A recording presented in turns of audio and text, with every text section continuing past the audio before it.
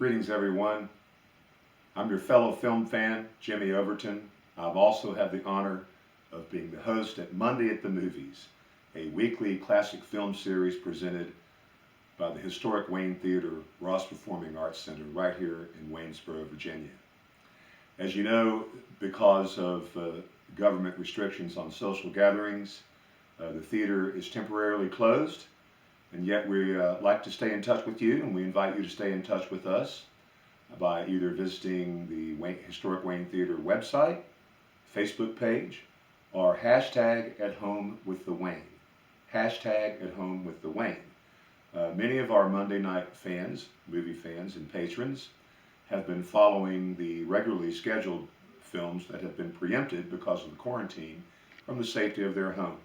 It's a great idea. I've been following along with you. All of the films that would have been presented are available in one format or another via Netflix, Amazon Prime, Vudu.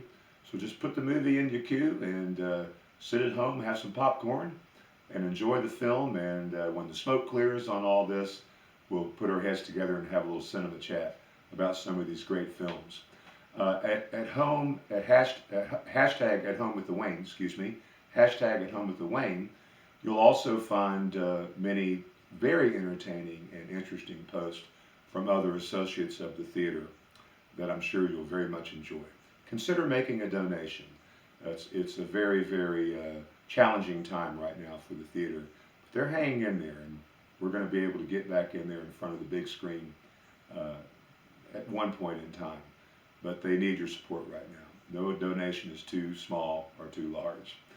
Now, from week to week, customarily, as we would meet in the theater, I would make a brief introduction of the film that was going to be screened that evening.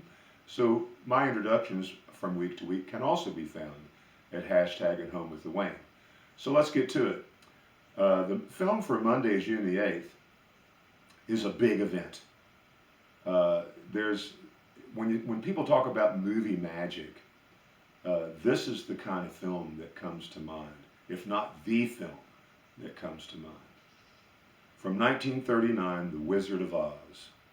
Now, friends, I know we've all seen this movie dozens of times. I have also. It's been a few years since I saw it. I watched it just a couple nights ago, and I can tell you it has lost none of its magic and none of its charm. In fact, I think I enjoyed it more on this recent screening than I ever had since childhood. The film, once again, is from 1939. The cast is magnificent. The very talented and brilliant Judy Garland as Dorothy, Frank Morgan as the Wizard, Ray Bolger as the Scarecrow, Burt Lahr as the Cowardly Lion, Jack Haley as the Tin Man, the great Billy Burke as Glinda the Good Witch, and stealing every scene that she's in, the one and only Margaret Hamilton as the Wicked Witch of the West. Now, friends,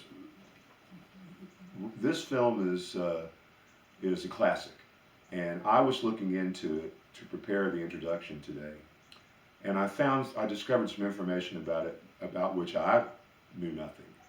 Fascinating wealth of information about the making of this film and the casting, etc. Frank Morgan, who portrayed the Wizard, they were looking for a costume for him. And the wardrobe department said, you know, we need something that looks like at one point it had been his coat. At one point it would have been of the highest quality, but it's kind of gotten frayed and gone to seed a little bit. It was once elegant, but now it's a little bit worn out and past its prime. They were looking for a certain kind of coat that they couldn't quite describe, but they knew it when they saw it. So they went out to a number of secondhand clothing stores, thrift shops around Hollywood. This is 1939, remember. And they purchased a full rack of dozens and dozens of men's coats from these places. And they brought in Frank Morgan, the actor portraying the Wizard, the wardrobe mistress, and Victor Fleming, who was the director of the film. And they said, Frank, Mr. Morgan, take a look and see if there's one that catches your eye. So after a few minutes of trying on various coats, he finally settled this is the one. And so it was the one marked as his wardrobe for the film. Weeks later, as they were filming his scenes, and he's in costume, he just kind of absentmindedly stuck his hand in his pocket. Stay with me now, this is amazing. And turned the pocket out and saw a label that had been sewn into the pocket of this old coat that they'd found in the thrift store, naming the tailor of the jacket many years before, and saying that it had been tailored specifically for Mr. L. Frank Baum, the author of The Wizard of Oz. And so a publicist for the studio sought out Mr. Baum's widow and said, listen, does this ring a bell? And they got in touch with the tailor, confirming that this was a jacket, a coat that had been tailored specifically for the author of The Wizard of Oz years before. Are you kidding me? It's unbelievable. When the filming was completed, the coat was presented to Mrs. Baum. What? Margaret Hamilton, as we said before, is amazing in this movie.